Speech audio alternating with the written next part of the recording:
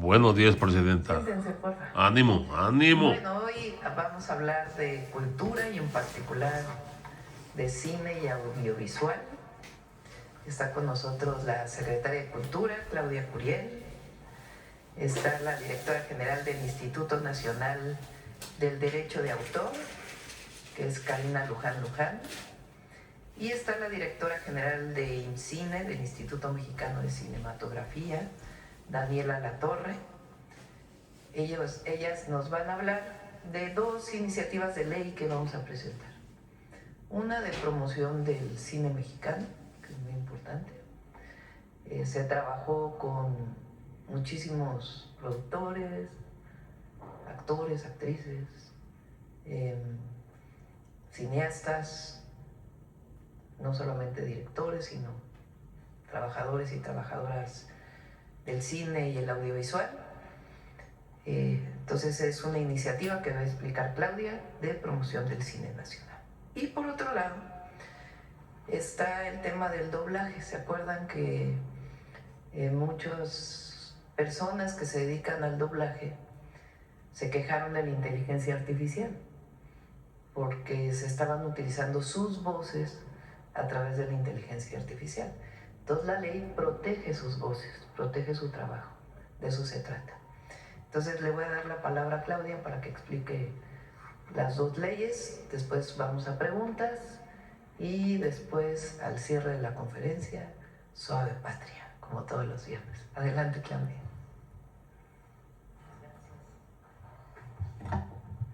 Muchas gracias, con su permiso, presidenta. Muy buenos días. Como comentaba la presidenta, hoy vamos a anunciar y a comentarles dos iniciativas que son fundamentales para el sector cultural, que se han esperado, sobre todo la de cine, por muchos años, y también la de intérpretes de doblaje. Vamos a empezar con la iniciativa para una nueva ley federal de cine y el audiovisual.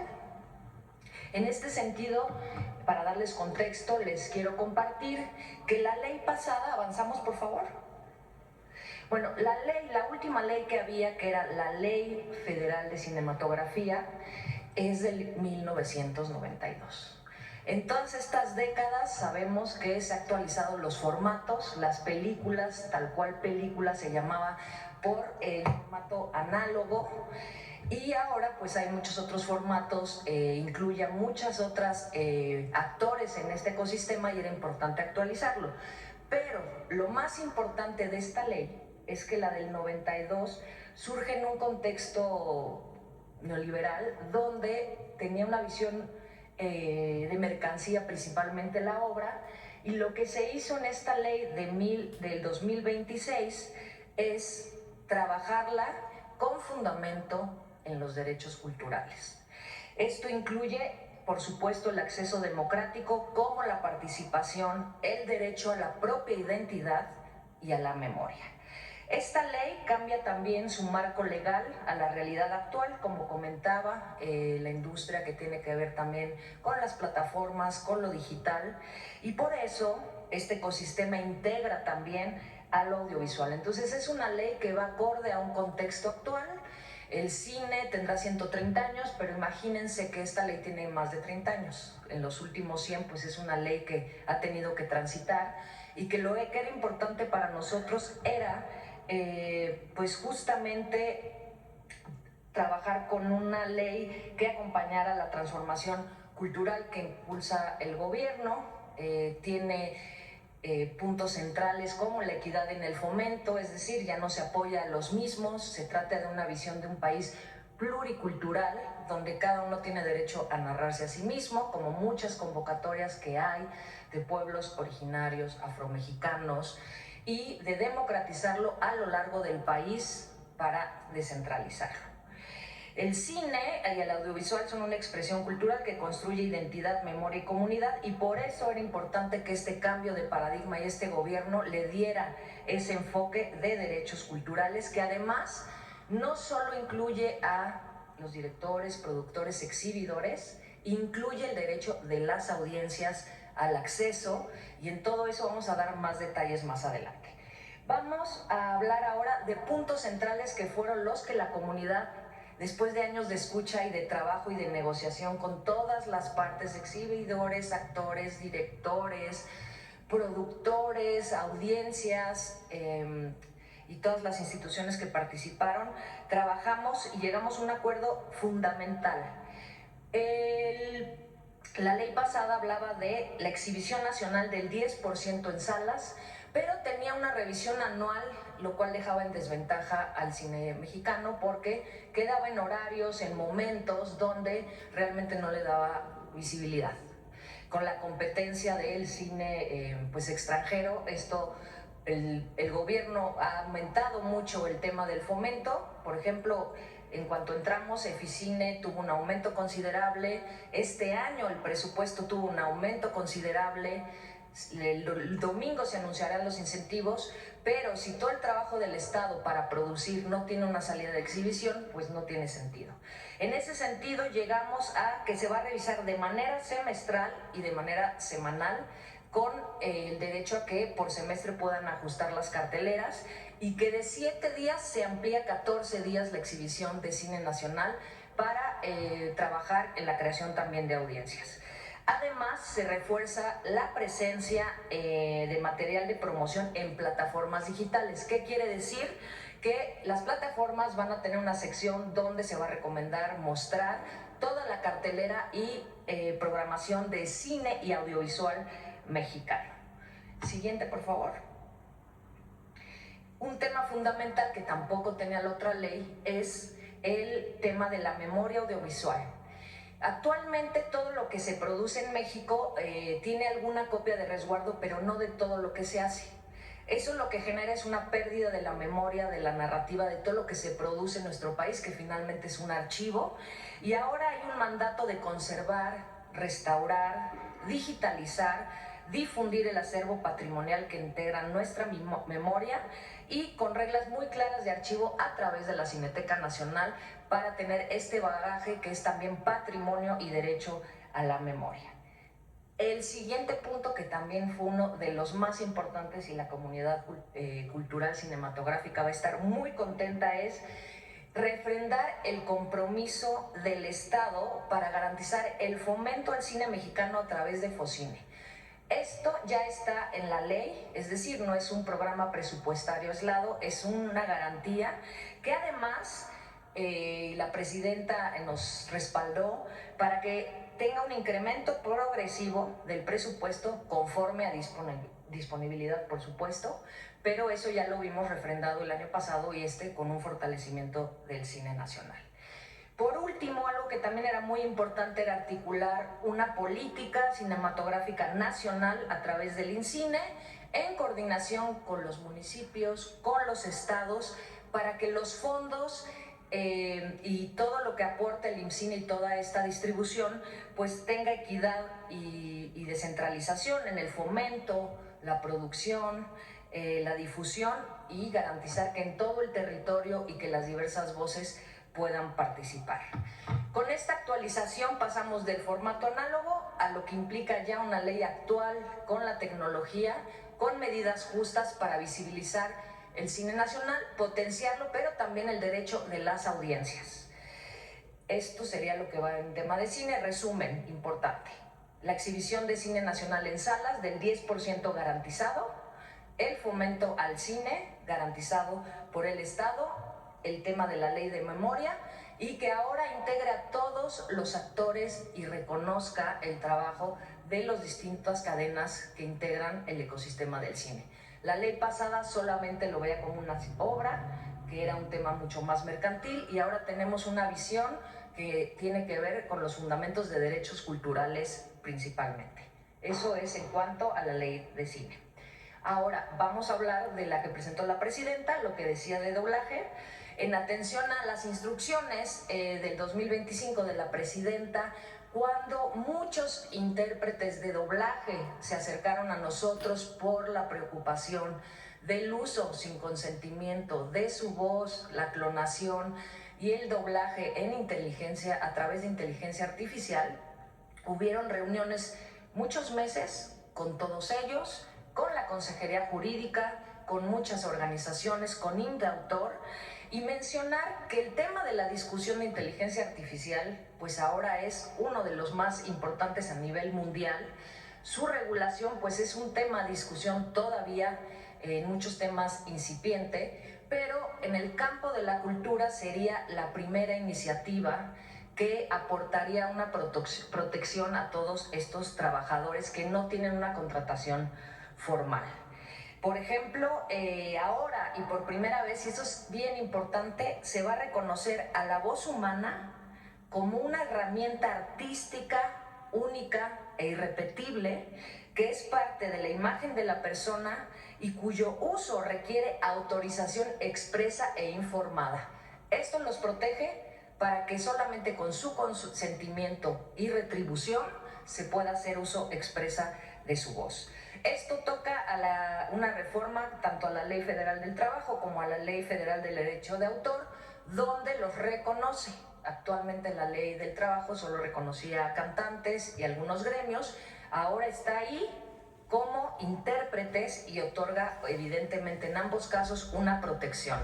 Establece reglas claras para darle seguimiento y en este sentido se van a ampliar las facultades de Indautor para dirimir las controversias con mecanismos mucho más ágiles, para evitar procesos judiciales y procesos prolongados, como ha pasado, por ejemplo, con los derechos colectivos de las comunidades originarias y afromexicanas, como fue el caso de unos tenis que copiaron un modelo de Oaxaca.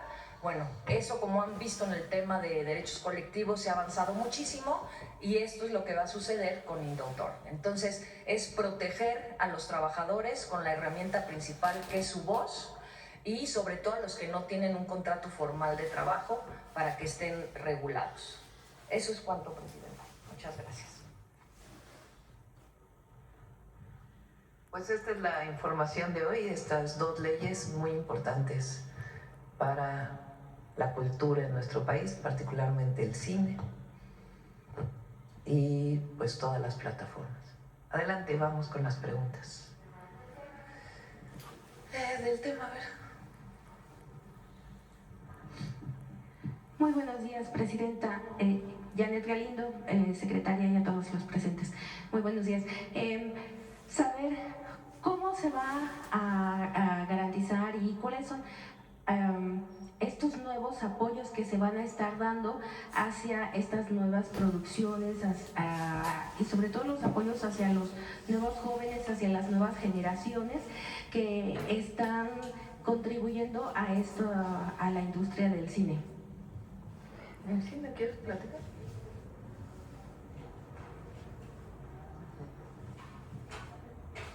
Con su permiso, Presidenta. Muchas gracias. Mencionar que principalmente la ley tiene el vehículo de fomento. La iniciativa de ley lo plasma como un compromiso del Estado. Desde el Instituto Mexicano de Cinematografía tenemos 14 convocatorias. Esas convocatorias lo que hacen es entender que hay distintas formas de producir, que hay distintos géneros. Hay convocatorias de óperas primas, de escuelas de cine, hay una convocatoria muy importante de producción de cortometraje que además está dividido por regiones del país, de manera que haya producción en todas partes del país. Hay convocatorias de cine para las infancias, hay una convocatoria de producción de películas dirigidas por pueblos originarios y afrodescendientes en lo específico, y por supuesto que hay convocatorias para postproducción, para producción de largometrajes, cine documental, exhibición de cine mexicano, equipamiento de salas y preservación.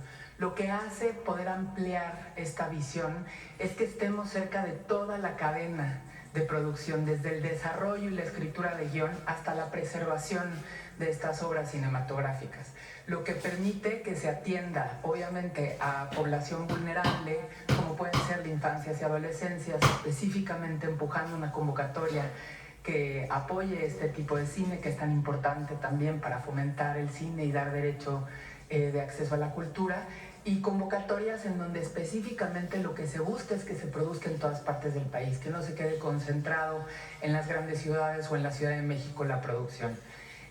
Simplemente decir que constantemente estamos trabajando desde el Instituto Mexicano de Cinematografía para que estas iniciativas, que además con esta iniciativa de ley le dan un sustento jurídico a todo el trabajo que se está haciendo, realmente ampliar para atender toda la cadena de producción y a todos y a todas las cineastas y los trabajadores del cine. Muchas gracias. Gracias, Presidenta. Y bueno, siguiendo en este mismo tema, con todos los apoyos y todas estas nuevas adecuaciones que se han estado haciendo a la ley y propuestas, ¿se tendrá la capacidad ya o que México logre entrar en este nuevo año al top 5 en cuanto a todas estas producciones a nivel mundial? No sé en qué lugar está México en producción de cine o de los estar primeros los 10 10 lugares. primeros ahorita. A ver, México, México hay una creatividad excepcional, excepcional, que es parte de nuestra cultura, que va desde los pueblos originarios y su resistencia cultural, su defensa cultural, que hoy es reconocida como fundamento de México, hasta pues una cultura más cosmopolita que se desarrolla en las ciudades, pasando por toda la historia de México. Hay cineastas extraordinarios, puede uno gustarle o no sus películas, pero hay cineastas extraordinarios que han ganado Óscares, los premios reconocidos como el principal premio de Hollywood, como la principal productora durante muchos años del cine, no solamente de Estados Unidos, sino mundial. Pues hay muchísimos mexicanos que han sido reconocidos como productores, como directores, como camarógrafos, muchísimos. Las escuelas de cine de México son pues de las mejores del mundo, la verdad. Entonces, ¿qué es lo que estamos haciendo ahora? Bueno, primero, aumentar un poco el presupuesto, aumentar el presupuesto del fomento al cine. Pero durante un tiempo, ese recurso se utilizó pues para las películas comerciales que de por sí ya tenían su propio presupuesto. Esas pues no requieren un presupuesto de público, sino para muchas otras producciones independientes que no tienen el dinero para poder producir sus películas. Y entonces se ha abierto pues también a lenguas originarias que antes, cuando veíamos una película hablada en maya o en cualquier otra lengua, y además la creatividad que se genera ahí. Entonces se diversificó muchísimo, y además pues a producción independiente que realmente no tiene recursos para poder producir sus películas. Eso es lo primero. Lo segundo, se están fortaleciendo las escuelas. El año pasado dimos un recurso muy importante para el que va a cerrarse este año, para la infraestructura de las escuelas, de cine, pero también de danza, de teatro, que pues tenían ya muchos años que no se les había invertido. Hicimos gratuitas las escuelas, porque antes se pagaba colegiatura, ahora las hicimos gratuitas. Con la cuarta sección del Bosque de Chapultepec se va a ampliar la oferta de las escuelas, y además hay espacios en donde puede haber convivencia de los cineastas o en general los artistas ahí en la cuarta sección, además de escuelas de oficios, porque el cine no solo son los grandes productores, actrices, actores, sino hay muchos oficios relacionados con las actividades culturales y particularmente con el cine. Entonces va a haber una escuela de oficios de cine ahí en la cuarta sección del Bosque de Chapultepec. Lo hicimos desde el gobierno de la ciudad con Claudia, ahí ¿cómo se llama el lugar que está ahí en Tacubaya, en la Miguel Hidalgo? No, el faro es faro, ¿no? El Faro Cosmos. El Faro Cosmos se le dio el perfil para enseñar oficios de cine y ahora pues también estamos fortaleciendo eso. Entonces ahora todo esto nuevo pues queremos que esté en la ley. ¿La hizo Claudia? No. ¿La hizo Daniela? No. Se hizo en colectivo. Se trabajó con todos aquellos que se dedican al cine nacional, principalmente de colectivos independientes, de directores independientes, para que se fortalezca todo esto en una ley. Y además, pues que se garantice la transmisión tanto en el cine o la presentación tanto en los cines como en las plataformas, que haya espacios especiales para estas películas, porque a veces se apoya y luego ¿dónde la vamos a ver? Entonces ahora pues que haya espacios garantizados para verlo y que este fomento que da el Estado mexicano vaya aumentando todos los años, que no se reduzca sino que vaya aumentando.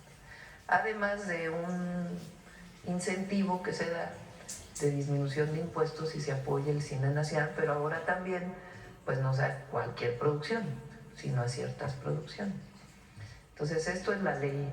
Y el doblaje es muy importante porque ustedes saben que muchas películas, series se doblan al español y es un oficio, una profesión muy especial de México. México tiene de los mejores dobladores del mundo. Entonces, pues ahora con la inteligencia artificial decían, pues ¿dónde van a quedar nuestras voces, ¿no? Que es su herramienta de trabajo.